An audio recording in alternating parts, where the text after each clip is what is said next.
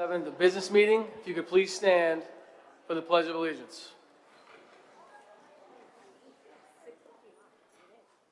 I pledge allegiance to the flag of the United States of America, to the republic which is one nation, under God, indivisible, with liberty and justice for all. Thank you guys so much. We are joined by 7 of our board trustees, our superintendent of schools, Dr. Timothy Harney, our assistant superintendent for finance and operations, Ms. Carrie Laughlin, our district legal counsel from Ingram and Smith, Mr. Edward McCarthy, our district clerk, Mr. Zambonetti, and our student delegate, Ms. Kaylee Bruckner. As always, there are 2 opportunities for the community to participate during the Board of Ed meeting.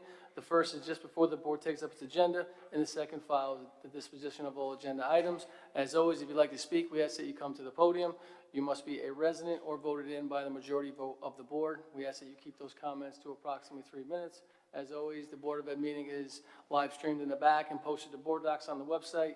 And if you'd like to follow the district on Instagram, you can follow them at BBP School District. But at this time, we would open it up to any community members for any new or old business.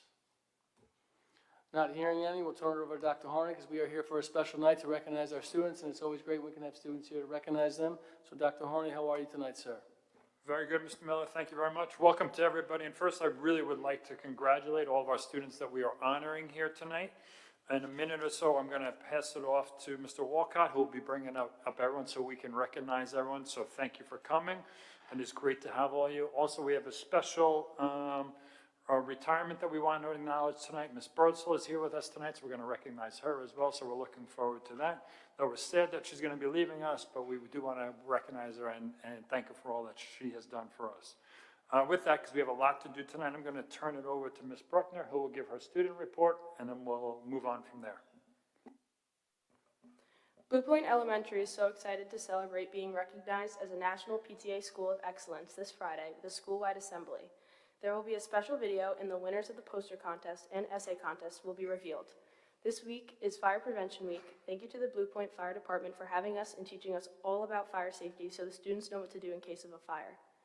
For Academy Street, we recently had our open house, and we loved having our Academy Street families sitting in their children's classrooms and walking the hallways and hearing about the school year ahead.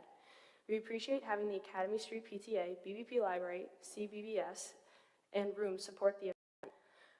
On October 1st, we had our Walk to School Day. This day is to promote physical activity, healthy habits, and year-round safe routes to school. It was great to see so many families joining in.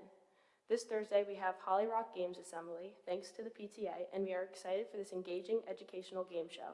Next week is the Fall Book Fair, so keep an eye out for the flyer. Thank you. Sylvan also adds, thank you to all of our families who joined us for open house. It was wonderful to see such a strong support and excitement across the classrooms. We look forward to welcoming our UPK families this Thursday at 6:45 p.m. for their open house. Just a reminder that the school pictures will be held this Thursday and Friday. Have a great week. Over at the middle school, the 8th graders are enjoying their annual field trip to Frost Valley and would like to thank all the chaperones for helping facilitate a smooth trip. At the high school, since the start of the school year, student engagement has been strong. Our Constitution Day activities and inspiring messages written along our walkways showcase civic pride and creativity. The pep rally and homecoming events were outstanding celebrations of school spirit, bringing together students, staff, and families. We are also proud to recognize Assistant Principal Mr. Zarcone, who was inducted to the Bayport Blue Point Sports Hall of Fame for his contributions as coach. This Friday, we will welcome the No Hate Tour, and on October 29th, we'll celebrate our second Phantom Day, continuing to build unity and pride across our school community.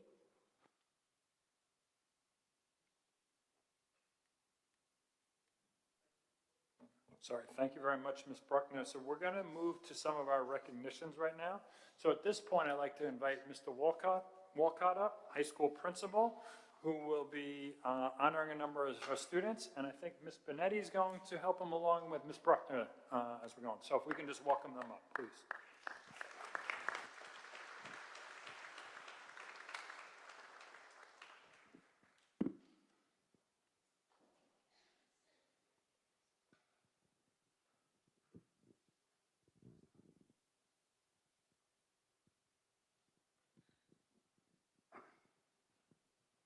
Welcome, everybody. So tonight, we want to honor a lot of our students who have done just tremendous work here while at the high school. We're going to start with recognizing 5 students who have earned the Community Service Gold Award. These students have completed more than 40 hours of community service during the 24-25 school year. And I'm just going to ask that we hold our applause to the end. Matthew Batchmore, Alex Benkov, Lily Dietz, Jenny Lynn, and Naomi Williams. If any of them are here, they can come down.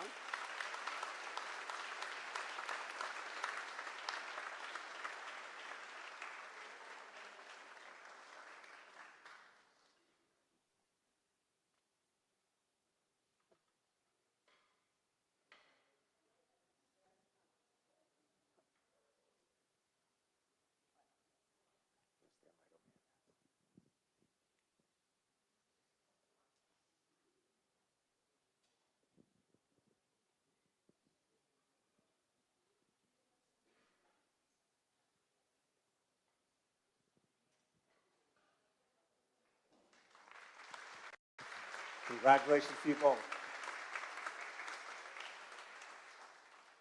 So this will be a larger group, so I'm going to ask that as I call down your name, or as I call your name, please come down and you're going to get your award and then go on stage. So these awards are for students that earned AP Scholar with Honors, AP Scholar with Distinction, Summa Cum Laude, and Magna Cum Laude. With that, Charlotte Arancio, Ella Amato, Joshua Bolger, Aiden Brogdon, Kaylee Doris, David Green. Come on down, guys. Congratulations. Anthony Latino, Dylan Lozano, Ian Rand, Adele Shah, Leslie Urena, Jacob Weinstein, Willem Adams Kane,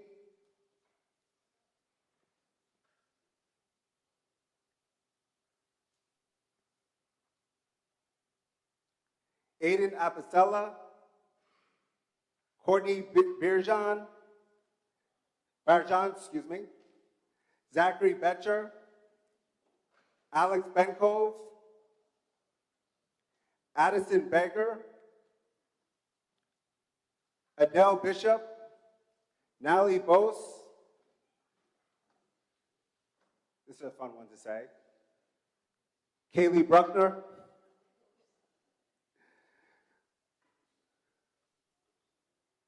Or some pause for a second.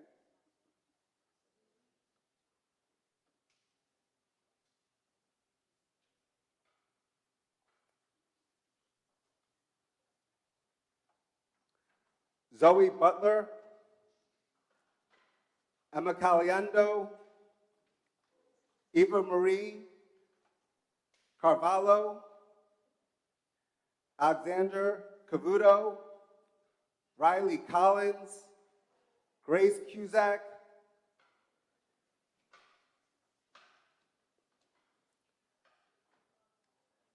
Nisante D'Angelo, Kara Dietz, Amelia Falkman, Harrison Farley,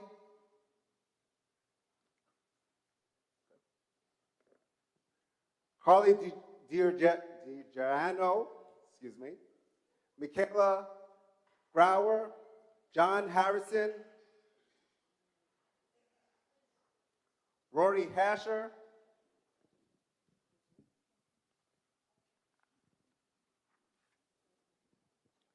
Casey Hill,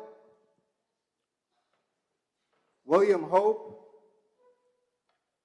Morgan Hughes, Luke Jensen, Sarah Johnson, Haley Jones, Riley Lehman, Jenny Lynn, Matthew Lippin, Brendan Mano, Julia McCormick, Lily McGinnis,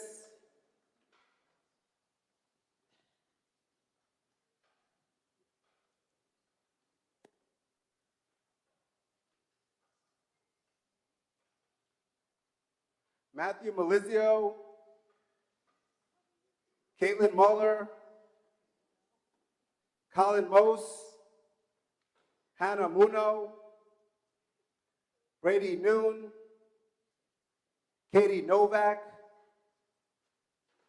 Danielle Oleszkiak, Connor Powers, Jake Rabori, Colin Ryer, Alexander Reyes, Roy Ricky, Sarah Richard, Aiden Richmond, Zoe Salini, London Sawaya,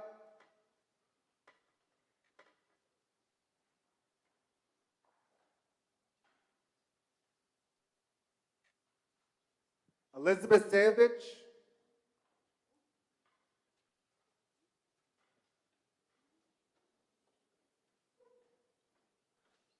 Jack thank you. Thank you. Jack Shore, Declan Shrug, Ali Tenzinger, Caroline Stevens, Sarah Swan, Kaylee Thornton,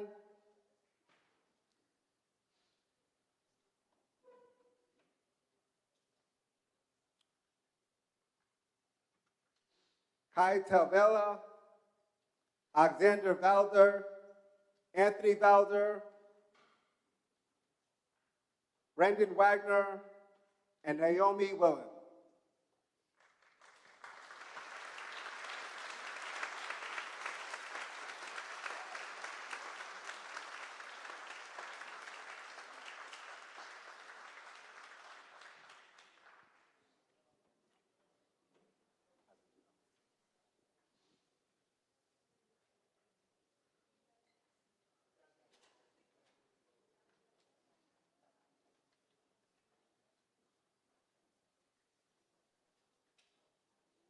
So as they're setting up to take their pictures, I just want to really take a moment to talk about what an honor it is to be on stage right now.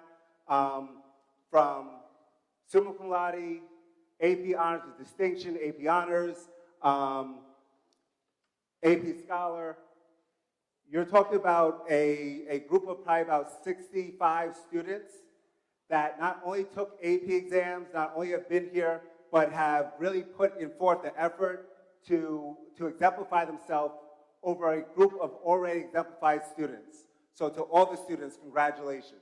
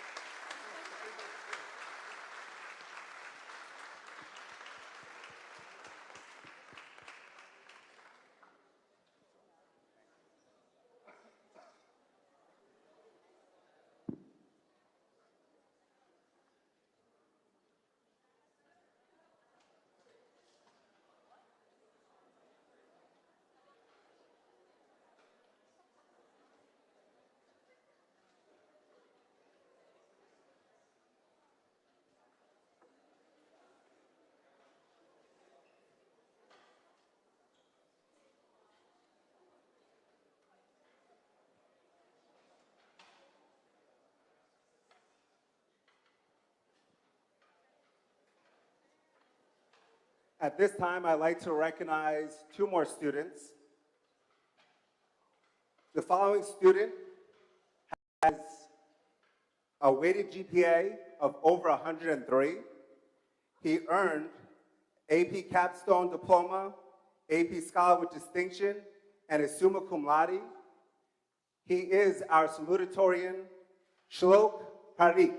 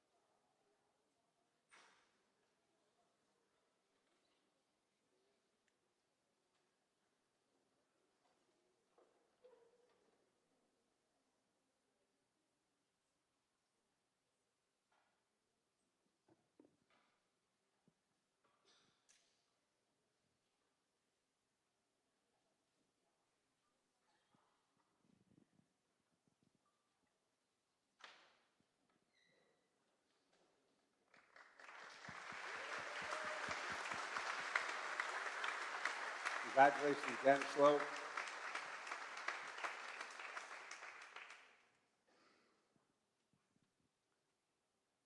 And at this time, I'd like to recognize a student that is AP Scholar with Distinction, summa cum laude, with a weighted GPA of over 104, Jefferson Swan, our valedictorian.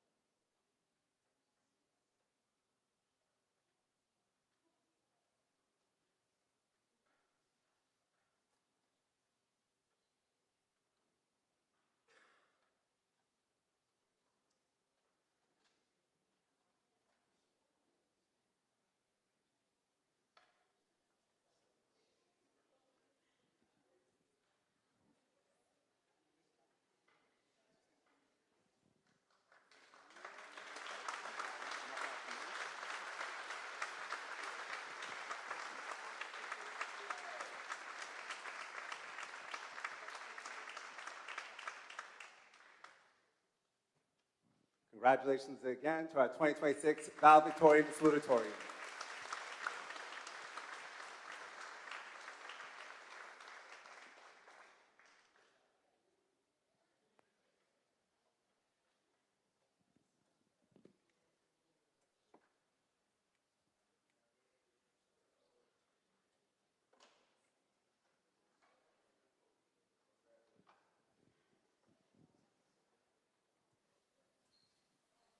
So we have one more recognition here tonight, as I mentioned Ted earlier.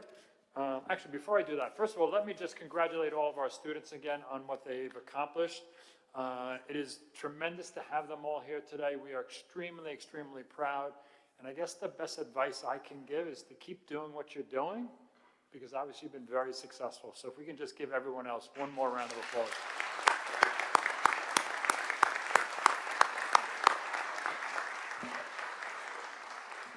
Very, very proud of you. We have one more recognition tonight. We have, as I said earlier, we have Miss Birdsall, who is going to be retiring. So at this point, I'd like to invite up Miss Kelly, principal of Sylvan Avenue, who would like to say a few things.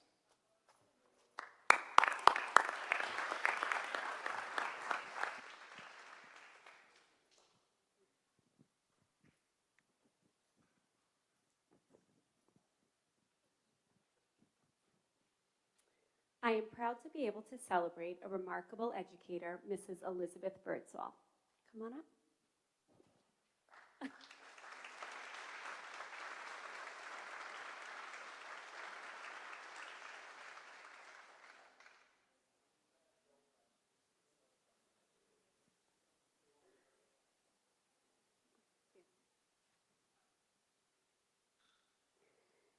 Since 2000, Mrs. Birdsall has been a dedicated member of Sylvan Avenue Elementary School and the Bayport Blue Point School District. Throughout her career, she inspired and guided students as a second grade and kindergarten teacher, and most recently in her role supporting learners through AIS. In every position, she has demonstrated kindness, compassion, and an unwavering dedication to children. Mrs. Birdsall worked diligently with our earliest learners, helping them build the strong foundation they would carry with them throughout their school years. She embraced the social, emotional, and academic needs of each child, creating a warm, safe, and welcoming environment where learning could flourish. Her students made great progress and achieved so much during their time with her, and those who had the privilege to be in her classroom were truly lucky. Over the years, Mrs. Birdsall played a key role in the implementation of new programs, blending her deep understanding of skill development with what was most appropriate for her students. One of her proudest accomplishments was bringing Writers' Workshop to Sylvan Avenue, a program that continues to empower students to find their voices as authors. Mrs. Birdsall's legacy is one of care, dedication, and a lasting belief in each child's potential. She leaves behind an immeasurable impact on our school community, not only through the programs she supported, but through the students and colleagues whose lives she touched. We wish you all the best in this next chapter. May your retirement bring you joy, good health, and all of the happiness you deserve.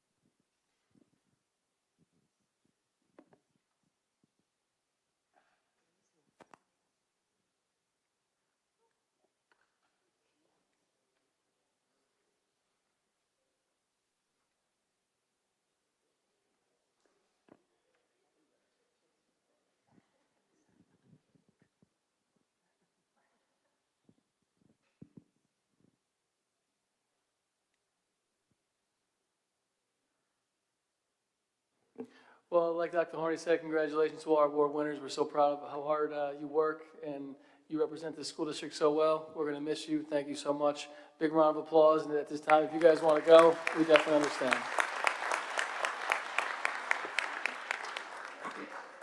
We do have 3 presentations tonight, so feel free to stick around, but if not, we understand.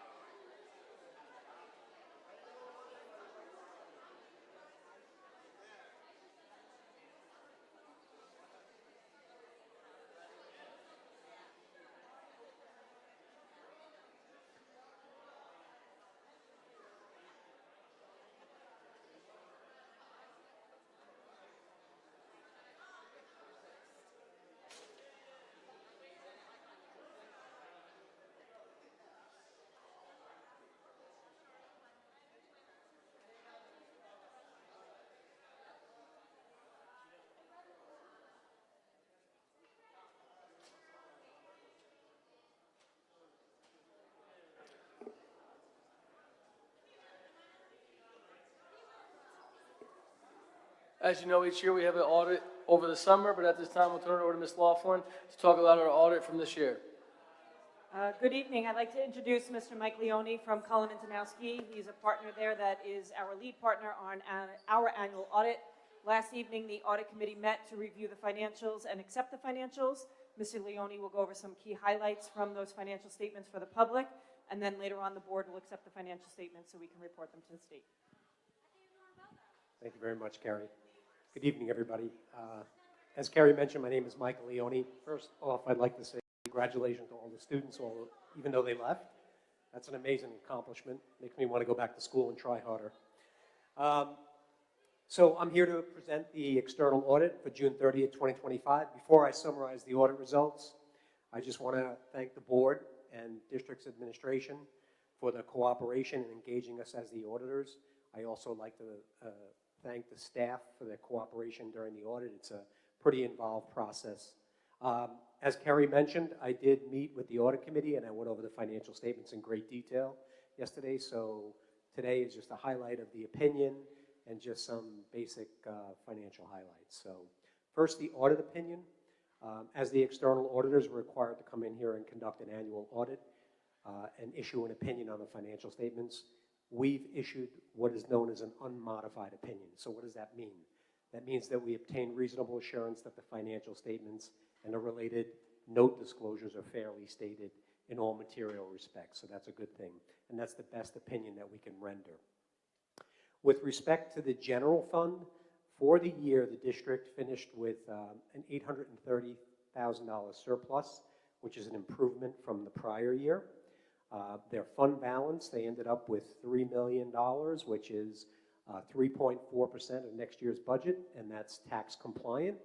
Last year it was 2.6, so there's an improvement there, and they were under the cap of the 4%. With respect to the reserves that the district carries, they maintain a reasonable amount of reserves within their fund balance. And they do a very good job of appropriating some of those reserves annually to use it for any related expenditures. In addition to conducting the audit, we also look at the internal controls of the organization, and we make some recommendations. This year we did have a management letter. It was a follow-up on some prior year comments as well as a new comment in the current year. The district has 90 days to create a corrective action plan. But they've already aggressively addressed most of that. The other thing that we do have to complete for the district is known as a single audit. They do receive federal funds over $1 million. We're required to complete that compliance audit, and we'll complete that by March of 2026. So in closing, I'd like to thank everybody for their cooperation, and if there's any questions as it relates to the financial statements, feel free to ask. Any questions from trustees? Any community members, any questions on the audit? Mr. Loney, thank you so much. We appreciate your time as always, sir. Thanks. At this time, we'll pass over to Dr. Harney to give a presentation on our tax levy.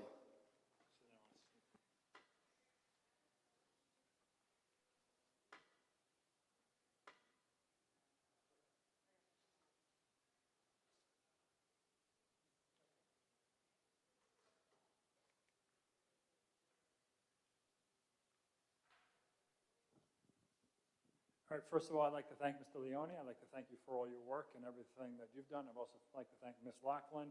As many of you may know, Ms. Laughlin is new to us as the beginning of this year, so I'd like to welcome her again, as this is her first time going through an audit with us, but not within the business world. She's been doing this for a number of years, so thank you for all that you've done.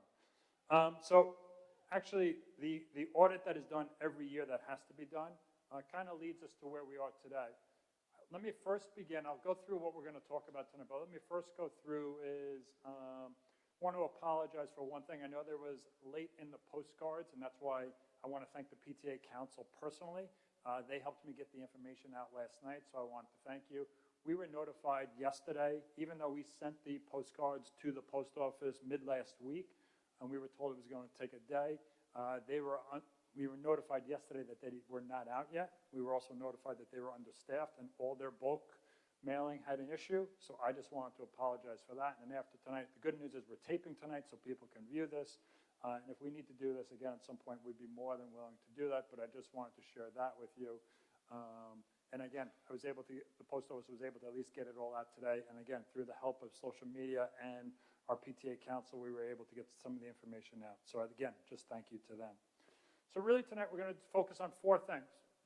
We're going to take a look at review of the original proposed tax levy from 25-26, which I'll go into a little bit of the history of that.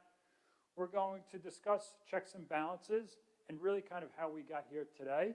And it's really kind of came to the surface within about 2 weeks ago. And really, we have checks and balances built in, and it kind of goes along with closing of the books and as we look at the new year as we're going forward. So we'll do that. We'll talk about the 25-26 spending plan, and then we'll go from there to review planning for the future. So what we're going to do is Ms. Laughlin and I are going to kind of tag team this. I'll do the beginning of this, and then she's going to walk you through more of the technical slides that we have. But just so you have an idea, so I'm going to give you a little background. So the background here is each year, obviously when you're developing your budget, you start to talk about a tax levy, and that's usually the piece that the community is most concerned about. Though in the May budget, don't worry, nobody heard that. The May budget, during when the May budget happens, you're not really voting on a tax levy, you're voting on a whole number at that point. So we're going to talk about both of those tonight. So what happens is, back around March, actually it's probably earlier than that, but in March, all districts are to submit a projected tax levy to the comptroller's office. So at that point, we had put in there a tax levy of 3.45, which is what the community voted on in the spring and which passed. So thank you for that. But as we started to take a look at some things, so when you're developing your tax levy, a couple of things play into this. So one, each year what happens is within the business office, they look at how to go about calculating the tax levy. And we're going to go through that a little bit here. But one of the areas that must be thought about when you're doing this is something they call permissible exclusions. All right? And that's going to be the area that we're going to really focus on tonight, because that is where, as we reviewed it at this point of the year, we found a discrepancy. So that's something we're going to talk about a little bit. So although it is submitted to New York State in March when we put it in there, just know this, is one of the things that happens now is We go through this at this time of the year every single year because at this point is when we actually get submitted to the towns. So by us finding this discrepancy now is actually much more beneficial than if it would have happened during January when we're looking at the next tax levy, and we'll talk about that as well. So as you were looking at this, came September, and it was just roughly about 2 weeks ago when Ms. Laughlin was taking a look at this and kind of doing our own checks and balances and our own internal reviews, that they found a discrepancy in the calculation. And again, it had to do with this permissible exclusions. So as we started to do that, and we first found it, or Ms. Laughlin found it, we said we need to kind of share this with as many people as we can so that we can figure out, is the calculation correct or not correct? So at that point, we started to reach out to all different public entities or agencies. We reached out to the Comptroller's office. We worked with our own attorneys. We worked with the attorneys from the Comptrollers. We worked with New York State Education Department. We went through, as I said, the Comptrollers went through BOCES. So we wanted to go through all this so that we could check everything. And within that, we found that within our permissible exclusions, from when the tax levy was calculated last March, as I said, that they were overstated by about 1.9 million. What happens, right? Okay. So what happens with that, exclusions is something that will have an impact on your tax levy. So by them being overstated, we started to take a look at this, and we wanted to say, okay, and we're going to go into that very specifically in a little bit. We want to take a look at it. So once we took a look, and we took a look at adjusting the exclusions, it goes from a 3.45 to a 0.249. So that's what we're going to talk about tonight. And then we'll talk about what happens with that 1.9 million as we're going forward. The good news as we looked at this is, as I said, is two things that I can say are positive out of this is one is when this, the timing of this, because now what happens if this would have happened in December and this was found at that time, we would have had to create a separate reserve and had to pay the community members back in terms of a possible overtaxation. Finding it now, that is not the case. As a matter of fact, we'll show you the impact that it will have on your taxes now. So for the community, your taxes will actually be less than was projected back in March. All right, so that's something here. From our standpoint, as we're looking at the 1.9 million, that was revenue that we were counting on. We're going to talk about that, how we're going to handle that. As we do our projections, one thing I can say to you, and you'll hear throughout this, is it will not have an impact on programs. It will not have an impact on our students. So that becomes very important. And then we'll also talk about how we're going to plan going forward. So with that, I'm going to turn it over to now Ms. Laughlin, who will kind of walk you through more of the specifics of where this discrepancy occurred and how we are correcting it right now. Thank you, Dr. Harney. So we just kind of want to go over to make sure the general public understands what the tax levy is. About 15 years ago, the property tax levy cap was put in place, and the formula was created by the New York State Comptroller's Office that we report in March every year. But we really, as Dr. Harney said, we don't set that levy until October. Now is the time when we set that levy for the current school year so that the assessors can go and collect those taxes for us. It's important to know the levy is not the same as your tax rate or what you're seeing on your bill. That is determined by your assessed values. So the town receives that levy amount from us, and then they take it based on the assessed values to determine what your personal taxes are going to be. Something that you need to know, again, the levy is capped by year-to-year growth. There's various processes within that formula. Some of that information is a given. It's the same for every school district, but then there are some that are variable based on the school district and their locations. In May, again, you're not voting on that tax levy. We do project it so that we have revenue to balance our budget, but in essence, you're voting on the district spending plan at that time in May, on the expenditure guideline that we're going to use in the next fiscal year. And then, you know, just a reminder, the 2% is not a true 2%, and that's a result of these exclusions that go into the formula each year. So just want to kind of show you, I'm not going to go through the whole calculation. I know it's been presented year over the year for many years, and this will be available up on the website. But we take that formula, and the key piece of what we are talking about here is the box on the right for the exclusions. What we're able to do is take our debt. The voters have already approved this debt.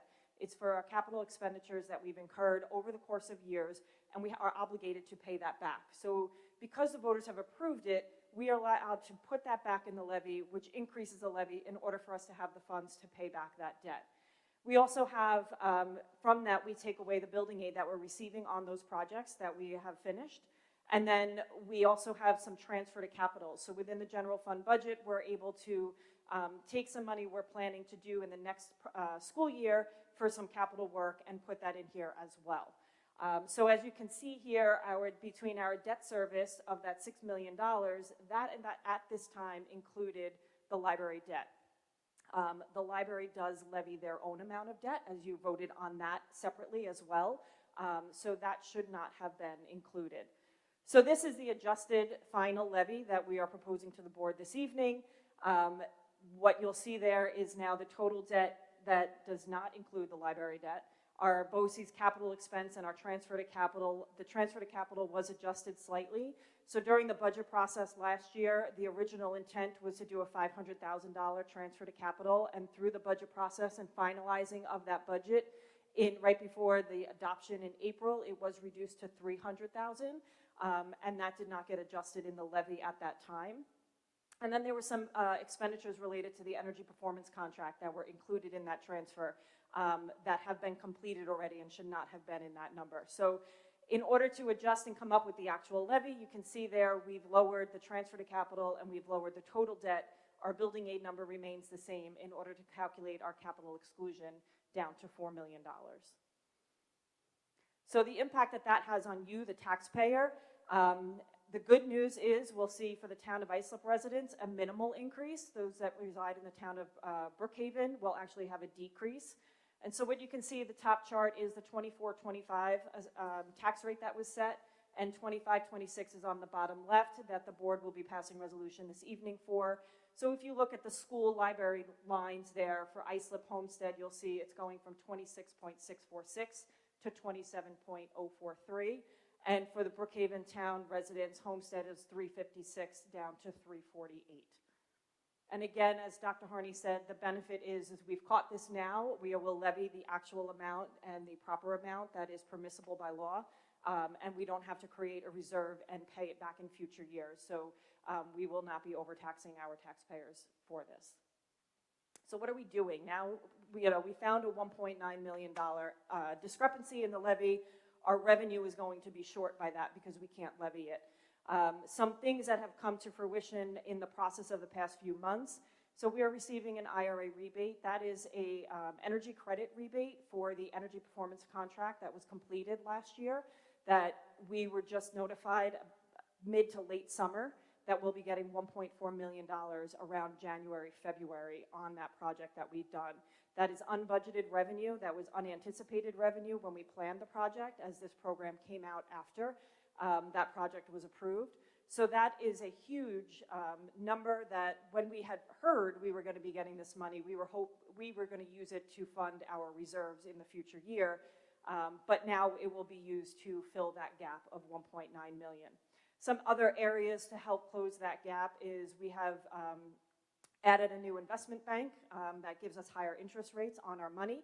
So we anticipate our interest earnings being higher than budgeted. And some other things is our building use fees. We're anticipating them to be higher as well based on trend of what we're seeing for applications coming in. That should also help close that gap. On the expenditure side, what we have to do is really monitor our budget at this point in time. And we will be monitoring it on a monthly basis because our goal is to not reduce any programs or services for our students. We're not looking to make any mid-year cuts. We're not looking to adjust the budget, but we will be monitoring the expenses monthly.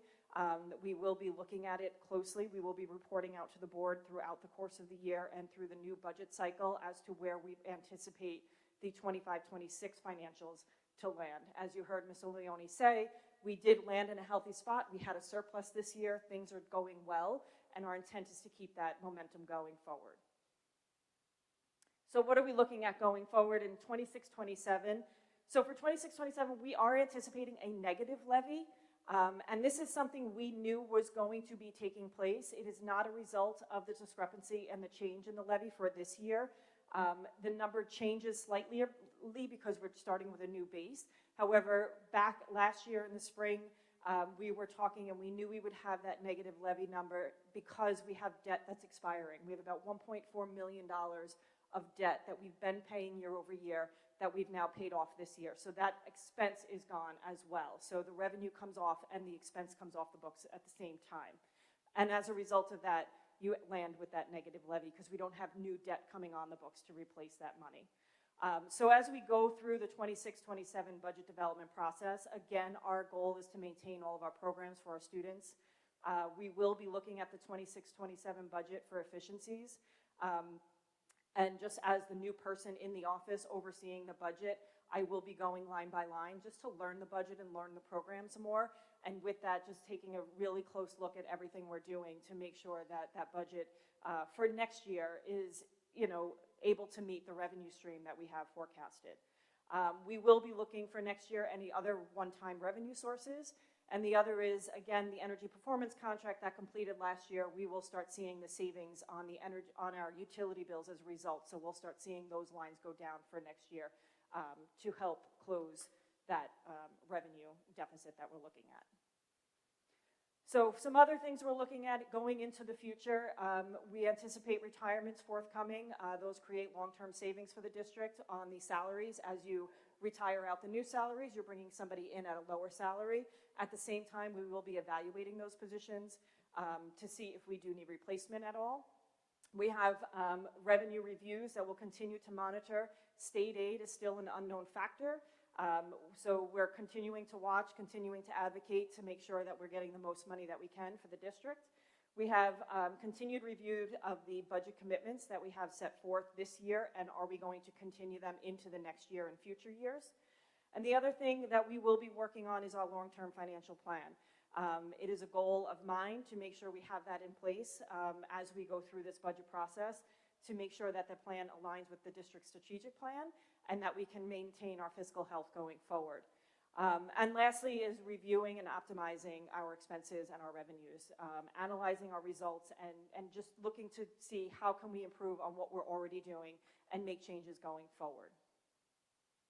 So for long-term levy, when we look now beyond 26-27, where we're going to have that negative levy, when we go beyond that, we stabilize again. And we're looking at about an estimated of a 2% levy growth year over year. Again, variables that will affect that is property growth within the district. Anything, the consumer price index, that's what caps at 2%. If that goes down, then our levy would go down. We can't go any higher than 2%. And then the transfer to capital appropriations, if we continue to do those transfers for capital improvements around the district and our buildings. And typically those are done all because they're health and safety related items. And I'll turn it over to Dr. Harney. Yeah, so one of the questions would be is, okay, how do we make sure something like this doesn't happen again? So these are some of the redundancies or other checks and balances that we're going to add to our internal system as it is. We're going to, in turn, recommend to our policy committee that we review and strengthen policy to reinforce the levy accuracy. We will also then make sure on a regular basis our internal auditor reviews it. It is something that should be known as the comptroller. I guess it's every 3 or so years they do an audit, which was done on us a year or two ago, and there was no issues at that time. So this was truly something, a discrepancy that we believe just occurred in this current year. But we're going to tighten things up again as we're going forward. We're going to take a look at the full tax levy calculation. You'll see Ms. Laughlin kind of reviewing this out in public here on a regular basis. So this way if people have questions about that, they'll have that. And then as she had mentioned earlier, she's going to take a look at the internal financial oversight within the organization, within the business department. She'll take a look at that as we plan to go forward. And one of the things that we're also doing, just as a side note, is you heard us talk about the strategic plan that has been guiding us for the past 2 years. We're going to do another survey again with the public so we can get an understanding of what people value, and that will become part of our overall process as well as we're going forward here. And then really just to summarize this, so we talked about the 25-26. So even with the adjustment in the tax levy, we are not looking to do anything to our programs or reduce anything for our students in any shape or form as we're going forward. We have a plan going forward. Again, by chance, we just happen to have this one-time revenue source coming in, so we're going to apply that. We're hoping that we'll be able to do that January, February, and that is something we have checked we have checked with various different entities, again, to make sure that that is something that we could use. We've done that. And then out years going forward, we'll take a look at the levy growth projected, stabilize around 2% annually. We're confident with planning that we're going to be able to protect everything, still provide more for our students going forward, and remain responsible to our taxpayers. So with that, I'll start with the board, and we'll take questions from you, and then we'll open it up. Any questions from trustees? Mr. Johnson? Yeah, it's pretty good news overall based on taxes now being much less, but I think, I'm glad we caught it, but I think at the end of the day, it's important to avoid this in the future. I think there's decisions that the board could have made with regard to the budget in order to fit within that smaller tax cap in the springtime that would have been better for the community and better for planning. Or maybe looking at transfers to capital in order to keep that increase a little higher and to build towards the future and stabilize revenue growth. So I think there's a lot of opportunities missed here. I do think that it is a major internal control risk to only have, the calculation go through like one set of eyes and not have an independent outside source. So I'm glad we're adding the internal auditor, having them mitigate that risk. So the only thing I would ask is, I would like to know going forward to see what our partnership is with this internal auditor. I want to ask the question of, they look at a lot of things. Was this ever looked at by the internal auditors in the past or any other outside independent, I know you said the comptroller looked at it. Was the calculation ever identified as incorrect, or were there issues identified in the past? Because Nothing that we are aware of. So we have the comptrollers, and then we've also spoken to some of the other entities about previous years. And this idea of including the library debt, I believe it was just an error for this year, as we kind of looked in the past. But as I said, I think it was truly the year prior to this one where the comptroller reviewed everything, and really they took a look at the tax levy itself. That's what they were doing, and at that time there was no issues whatsoever. And I only ask because if we look at the internal auditor and the partnership, if this was something that was identified as a potential issue in the past, well, I would like for our external auditors to then say, this is something that goes within the scope of future reviews, and they would add it to the review of like, this is an area that we've seen as a weakness. And I just want to make sure that wasn't the case going forward as we do this, and we're now relying on this outside party to review the issue. Or review to make sure the calculations within the comptroller's guidance. So currently the district contracts with external accountants in the district which have helped review this in the past years. The external auditor cannot audit this, and Mr. Leone can chime in if you have any further questions on the specifics of that. They can't opine on it. They audit the financial statements, but they certainly can look at it to make sure we're within compliance of what we can and cannot do. The internal auditors are the ones that would actually go through and audit the actual calculation. So we have 3 firms we work with. Corporate accounting are the internal accountants. Then we have the internal auditors, which is R.S. Abrams. And then we have the external auditors, which is Cullen and Danowski. So each of them hold 3 different roles within regards to how this can be reviewed. The external accountants certainly can review this, and based on what they know and their knowledge and training that they've been through, very similar to what those in my role have been through.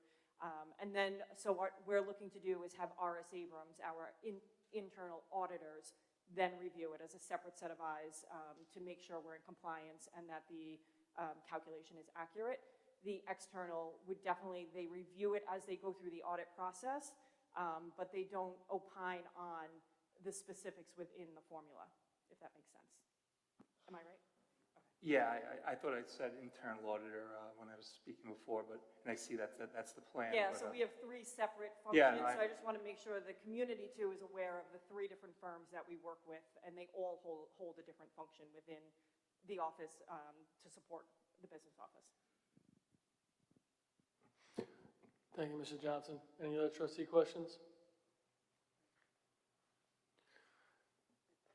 Ms. Pignataro? First of all, thank you so much for your work on putting this presentation together. I know Ms. Lachlan and I were talking right before the meeting about the importance of putting things out in a understandable way, especially for folks like myself, where budgeting is not our key role in our lives. I was hoping that you might be able to expand a little bit on the meaning for the average taxpayer of a negative levy. You mentioned in the slide that we're anticipating a challenging budget cycle due to negative levy growth. If you could just expand on that a little bit so that we have a better understanding of what that means. So if and it's going to be a process as we go through it, and the levy doesn't get set until obviously in October, but we would be using a projected number as we develop the budget and the board adopts a budget in April. What that final number is to be calculated by March and then adjusted through that process. But if we end up having a true negative levy at that time, it is decreased revenue. Therefore, it would be a decrease to the taxpayers. Again, being said, assessments do play a role in that, though. So that would all kind of come into play there. But the basics of it, yes, we're taking less money in. Therefore, your taxes should go down. But we also now have that much less revenue going forward. So what we need to do, and that's why I'm saying it's going to be a tough budget cycle to go through, because we're starting off with a $2 million less next year. But in the same sense, we have that debt of $1.4 million that expired this year. That doesn't exist in the expenditure side next year. So it kind of nets each other, but we do have regular contractual expenses, our collective bargaining agreement increases that are already agreed upon that will increase the budget for next year. So that's why we have to look at all different revenue streams and those potential one-time revenue sources to help us get through that budget cycle for the 26-27 school year. Any other trustee questions? Not hearing any. Any community members want to come up? I'm sorry, just real Sorry, quick. Mr. Sauter. Yeah, so first of all, I just want to say thank you to both of you. And I know that obviously this was a mistake, this was an error, but you guys found it, you identified it, and we're able to move forward. And I know you still have the confidence of us, to carry forward and do what needs to be done to correct this. And the one question I wanted to say that, and then the one question I wanted to clarify was, are there going to be any impacts to staffing, to activities, to, obviously we're talking about $1.9 million being taken out of the budget. Are we going to see any practical impacts that students, teachers, or parents need to be aware of? No, as we look through it, and again, as we look through this, and we've been doing this now for about 2 weeks, it's been about 2 weeks since we first discovered this, the answer is no. We're going to continue to do, and Ms. Lachlan talked about it, we're going to continue to monitor our spending, but I'll be honest with you, at this time of year, or really late in the fall, is something that we do every single year. It doesn't change anything in terms of things that we're trying to offer for our students, or if we started a new program, or any of that stuff. It does not impact that at all. Thank you, Dr. Harney. Any community members want to come up, ask any questions?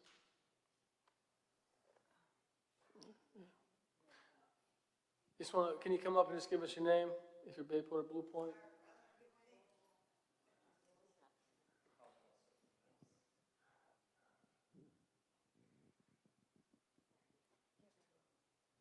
How are you? My name is Paulette. I've lived in the district for 40 years. I'd like to know anybody here on the panel. Can you tell us, does any of our school tax money go elsewhere other than right here for our school, first off? What do you mean by that? In other words, because I looked up that even our town taxes, right? Okay. For Suffolk County, which isn't fair to any one of us, that we're always in a deficit because it goes upstate and it goes to the city. So in other words, why isn't it going to our areas? They do, some of our school tax money does go elsewhere, which is not right as far as I'm concerned. When I moved into the district,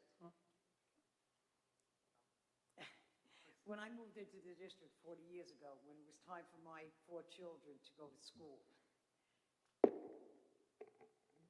there was someone who absconded money from our school here, our district. Okay. It never got paid back to any of us.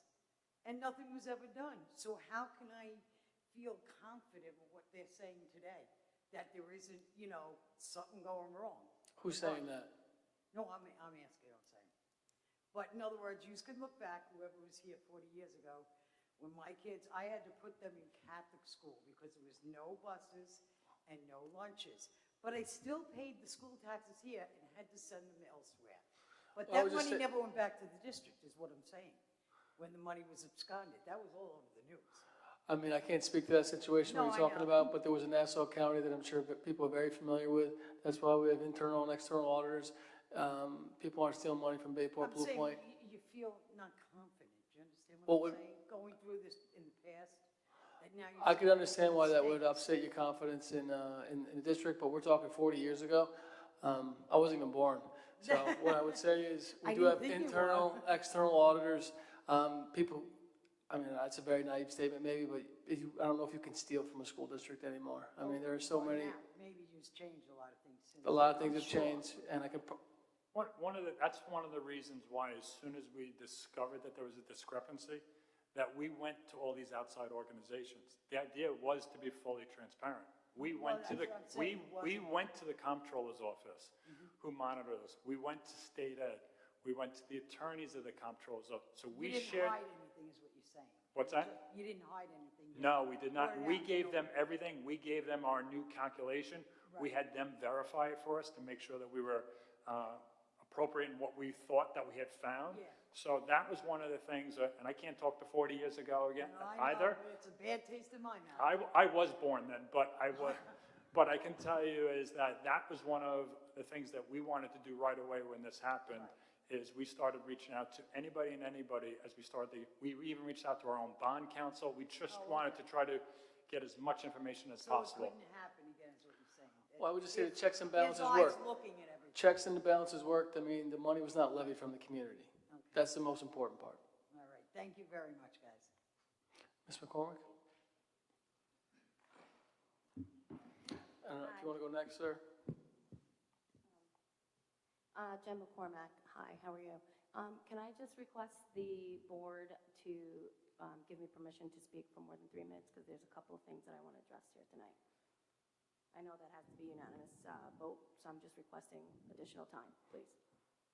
We've never voted on additional time that I know, but go ahead, Ms. McCormick. But I know that that's your policy, so I'm asking you if you can, I don't believe that's our policy to vote for additional time. If you are not a community member, you must be voted on. no, okay. I usually have 3 minutes, right? The person up here has usually 3 minutes to speak. I'm asking you for additional time to vote, to allow me to have additional time to speak on items here that I have concerns Well, regarding tonight's agenda. right now, we're only speaking about this presentation. At the end, we're going to have more I'll time have as more well. time? Okay. Regarding this presentation, so I want to first welcome Ms. Laughlin. I'm Jen McCormack. Nice to meet you. Welcome to this community. Thank you so much. I know that's a hard job to have. Regarding this tax levy, I just have a couple of questions. One, regarding internal controls, can you explain what was missing on internal controls? I understand it's a calculation issue. What was the process prior to that? Now we have internal controls set in place, but what were internal controls prior to that? So Mr. Miller? I would just say a human error was made, Ms. McCormick. And going forward, we will not make that error going forward. No, I understand that human errors are made. I completely understand that. I'm just asking what internal controls were in place that now other controls, you know what I'm saying? Like I just wanted to know, was there checks and balances, internal controls in place, and we just kind of happened to miss this as a calculation error?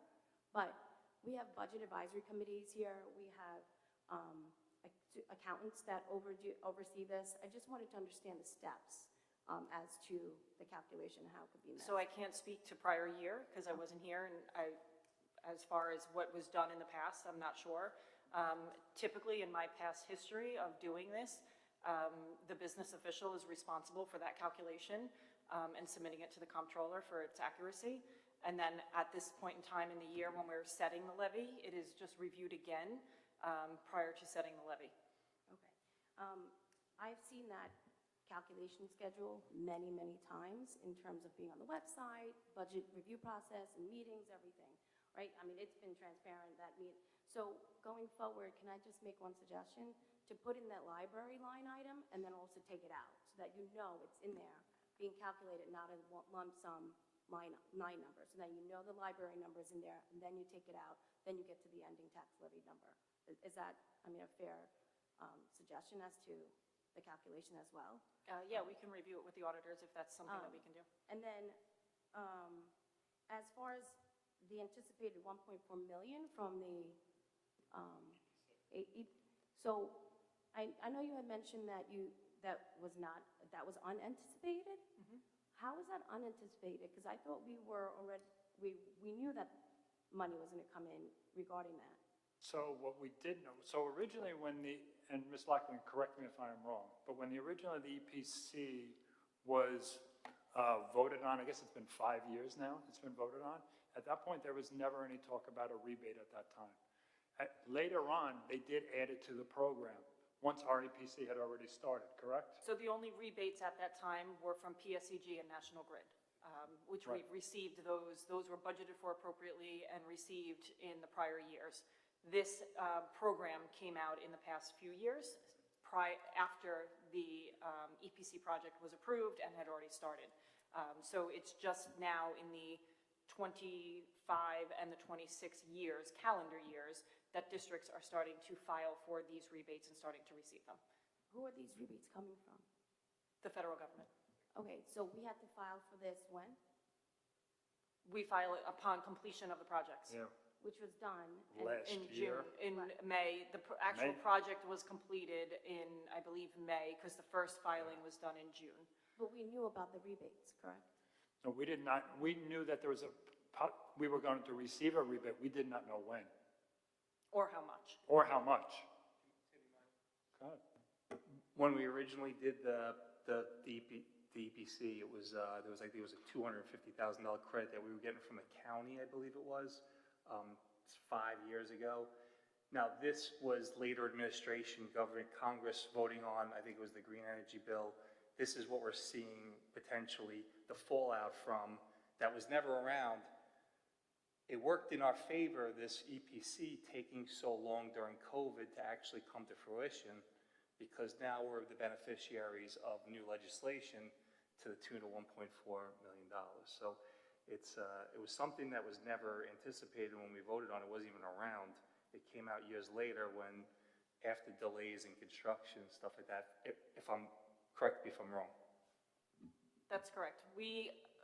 The contractor that oversaw the EPC, and I can only speak from my prior district because I was in the same situation. We approved an EPC prior to COVID, got delayed, just finished it around the same time. We were about the same timeline as here at Bayport Blue Point, and a very similar project, same contractor. And it was around February that this program was mentioned to districts, that there is an opportunity here.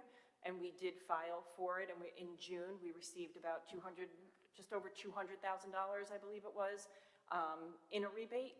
And then around July, once I got here and in speaking with the tax filers on this, had found out that there was further funds to be received on the solar projects that were done. And that was filed, and we received notice over the summer that we'll be getting that $1.4 million. Okay, so prior to you coming here, we didn't know about this? We didn't file this? Like, did our superintendent of finance not know this? And No, as mentioned before, he knew that, as Ms. Loughlin was talking about, that there was a rebate available to us. But again, it's exactly as Ms. Loughlin explained it. It did not come until late in the game. At that point, he was not sure of when it would be applied or when we would receive it. As Ms. Loughlin said, we were notified in the summer months that it was coming to fruition. but we have to actually apply for it, correct?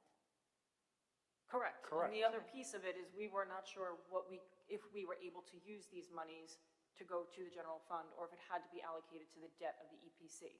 So there's been a lot of investigation and conversations with council and with auditors in order to determine if this fund can actually fill this hole that we are seeing going into this year.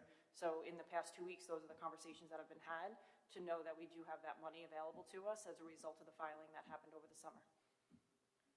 Okay. And then you spoke about interest to cover some of the expenses, or how much in interest are we talking about? We anticipate seeing a couple $100,000. We've switched over to an investment banking that is solely for school districts and municipalities that have significantly higher interest rates than what we were receiving in the past. Okay. Thank you, Ms. McCormick. No, I'm sorry, I have another question. Hold on.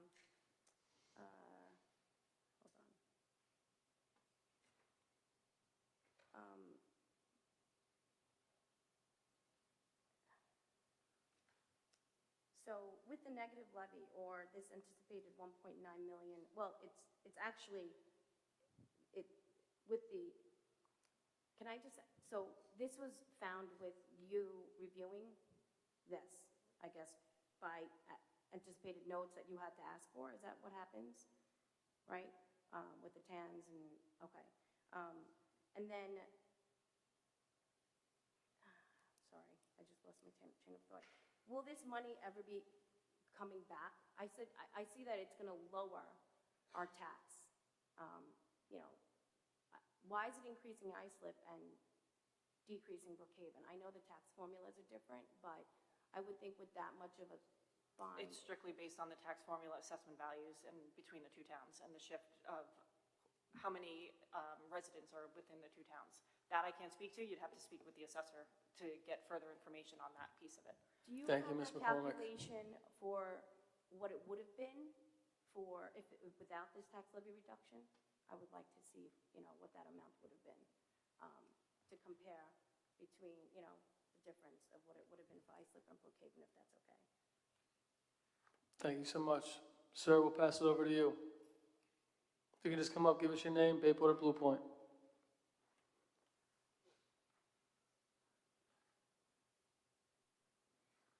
Yeah, I'm a resident of Blue Point, and I just wanted to make a comment as far as the miscalculation that you folks presented and described.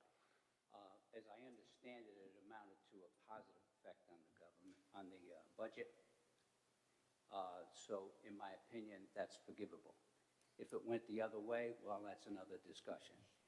But the question I have is, we voted in May for a budget with a, I don't remember the number, but a 3-point-something% increase in the overall budget. And I did not understand or comprehend from you, what is the revised number? 0.249%. Say again? 0.249%. Less than 1%? Yeah. Really? I think I'm going to have some ice cream tonight. Thank you. Any other community members' questions on this stuff? Ms. Brennan? You guys can race. No, you're good. Come on down, Ms. Brennan. I'm Marlene Brennan, I'm a Bayport resident, and I'd just like to say thank you very much, particularly to you, Ms. Laughlin, because the presentation was really geared to a layman for understanding, and I think that's a step, a real big step in the right direction for every district, and I want to tell you it's appreciated. Also, on a separate note, but within my 3 minutes, tomorrow night is our one fundraiser of the year for SEED. So I'm hoping everybody will find a way to get there, or maybe just donate if you can't get there. Where is it, Ms. Brennan? It's going to be at the People's Pub, as it has been in the past, with fabulous raffles Is it Thursday? and good food. Tomorrow or Thursday? I'm sorry, yes, Thursday, my apologies. Yes, I get confused now, I'm getting older by the minute. So, thank you very much, though, the presentation was excellent. Thank you so much. Appreciate it. Ms. Otter?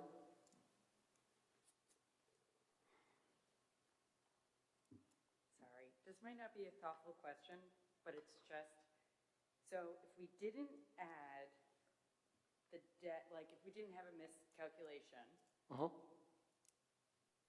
could we have set a higher tax levy to like, Would our tax levy be above 2.49 if we didn't add in extra debt?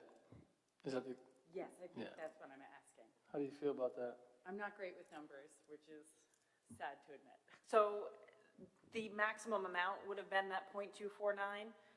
The board at the time could have chose to pierce the cap, which would have required the override from the voters, or they would have had to make reductions in the budget in order to meet that revenue stream at that time.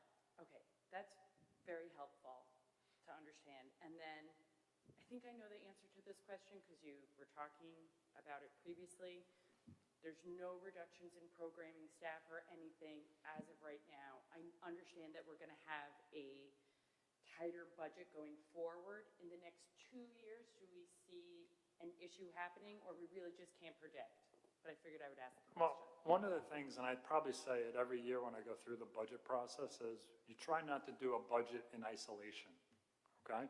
So we've been talking about this year, meaning 26, 27, meaning next year, that we knew that we'd have some of this debt coming off. So as I said, this is something we've been planning for and talking about in the future. To go back to your first question, as I said, there is no impact on student programs, student activities, none of that is happening right now. What we will continue to do is we'll continue to, as a district, which I think is being fiscal responsible, is to continue to look at our efficiencies. I haven't hidden from it over the years. Our enrollment has continued to drop. We continue to look at that. We are looking at retirements in the future, which we do every single year. The question is, do you need to replace? Do you not need to replace? Again, but still not impacting students. I mean, if you think about what we've added to the district over the years within the tax cap, we've done a pretty good job with that. So we'll continue to look at that. The idea is to continue to try to offer more and more, but not to offer more and more just for the sake of offering more and more. All right, thank you so much. I appreciate it. Thank you so much. Any other questions on this? Can we wait to the end, please? Can we wait to the end, please? At this time, we'll turn it over to Dr. Harney and Ms. Doyle for a special ed presentation. Yep, so at this time, every single year, we have to do a presentation in regards to our special ed services. It falls under Child Find. So Ms. Doyle is going to be presenting that for us tonight. So thank you for coming, Ms. Doyle.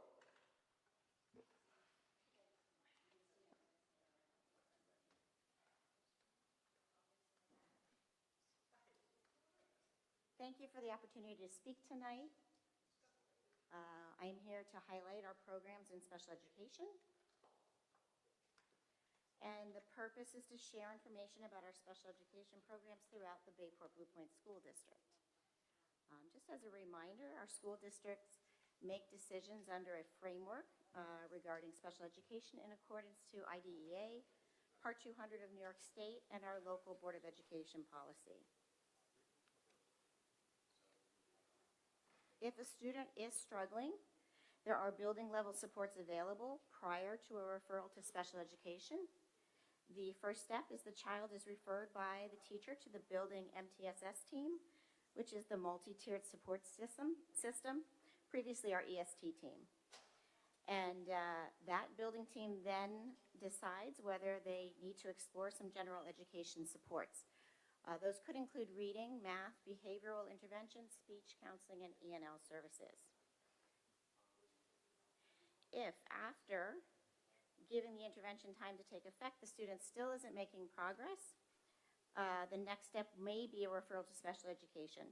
And at that point, the school psychologist or principal will contact the parents to obtain consent for formal testing.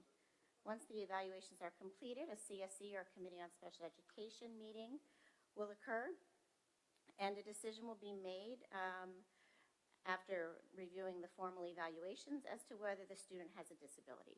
If a disability is determined and identified, then the CSE considers appropriate special education supports and services. And the programs that we have here available in Bayport Blue Point are consultant teacher, a resource room setting, co-teaching. We have special classes. We also have some students who are referred to BOCES schools, approved private day schools, and we do have a few in residential settings. In addition to our programs, as far as our related services, we offer variety, speech and language, OT, PT, counseling, behavior intervention services, hearing and vision if we find that a student has a disability in these areas. As Dr. Harney mentioned, this is our annual child find, so we are hoping that any district member who knows of a child with a disability living within the boundaries of Bayport Blue Point School District and needs services, that they would contact the Pupil Personnel Services Office, my office, and or the building principal for supports. We are here to help. This chart is available on the website, and it delineates the people who are available to help as far as preschool and school-age services. And if you look at our website, I just wanted to highlight that we do have a tab, Pupil Services, that you can click on. Well, you'll find out more information there. And I just wanted to give a shout out. We do have a special education PTA, which is called SEPTA. Our first meeting was last night at the middle school at 7 o'clock. We may be moving to the Bayport Blue Point Library for our future meeting on January 12th. And we have 4 meetings a year. If you want any information regarding SEPTA, you can certainly reach out to them. They would be more than happy to help you, or reach out to me, and I can certainly put you in contact with them. Their email is septabbb@gmail.com. And I appreciate the opportunity just to highlight if there were any questions about special education. I'm here to answer them. Thank you so much for the time. Thank you, Ms. Doe. Any questions from trustees? Yep. Ms. Connick? Hi, thank you for your presentation. I just wanted to follow up on a fantastic presentation that you gave, I think 2 years ago, where I so vividly remember the little blue student moving around. And I was just wondering how that transition has been going, how it's been received. It's been going very well. We are at the point now where we have our co-teaching aligned. We have K through 2nd grade at Academy Street, and we have 3rd through 5th at Blue Point. We were able to put in self-contained classes to provide an additional level of support for our students that are matched in a cohort, so that if a student needs additional help and needs to go into a special class, they don't have to change buildings to do that. So our K to 2nd grade services are in one building, and our 3 to 5 services are in one building. So our students are staying in the same building and rotating through, and our staff is actually the people that are rotating and changing buildings. So thank you for asking. I believe it's gone very positively. The community seems to be very happy with that. Any other questions from trustees? Any community members? Ms. Doyle, thank you so much. We truly appreciate it. Have a great night. Thanks for being here tonight.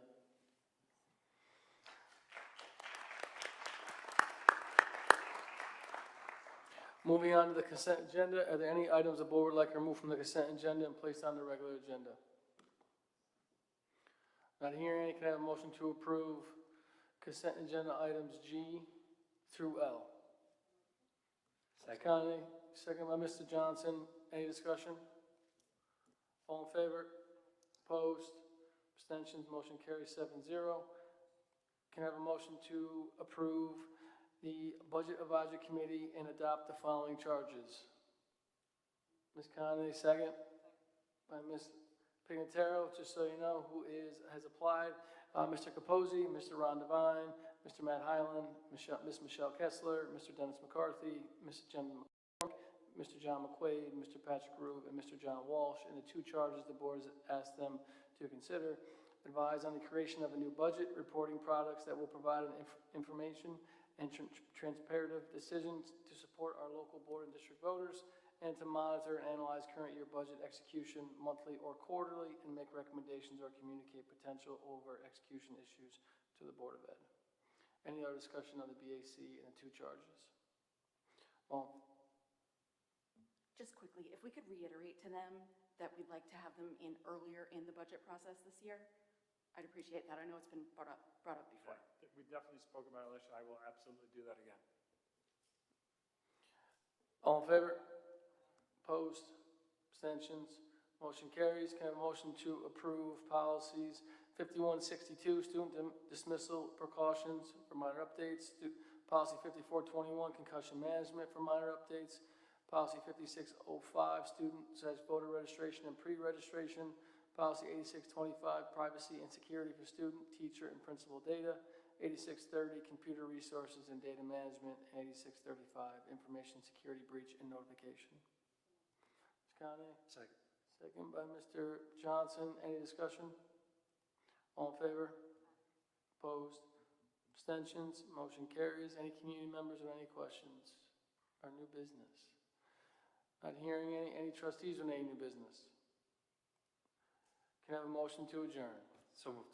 Mr. Johnson, second by Ms. Conley. All in favor? Thank you guys so much for coming tonight. Truly appreciate it. We'll see you soon.